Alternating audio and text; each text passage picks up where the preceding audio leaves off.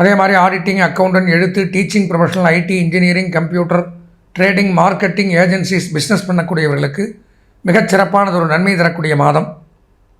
3ஆம் இடத்துல செவ்வாய் கேது, உடன் பிறந்தவர்கள் மூலம் பிரச்சனைகள், சண்டை சச்சரவு அப்படிங்கிறது வரும். யாரும் அவங்களுக்கு உடல்நல பாதிப்பும் ஏற்படும். ஏன்னா செவ்வாய் கேது அப்படிங்கிறது சேரக்கூடாது. 3ஆம் இடம்ங்கிறது சகோதரஸ்தானம். அது சூரியன் வீட்டிலே இருக்கிறதுனால அவங்களுக்கு ஏதாவது உடல்நலக் கோளாறு, மருத்துவ செலவு, நரம்பு சம்மந்தமான பிரச்சனை அல்லது நோய் தொற்று, காய்ச்சல், சூரியன் தான் காய்ச்சலுக்குள்ள அதிபதி, அந்த மாதிரி அமைப்புகள், கண் சம்பந்தமான நோய், விபத்து, அறுவை சிகிச்சை, கோர்ட் கேஸ், வம்பு வழக்கு, நீதிமன்ற பிரச்சனைகளை கொடுக்கும். ஜாக்கிரதையாக இருக்கணும்.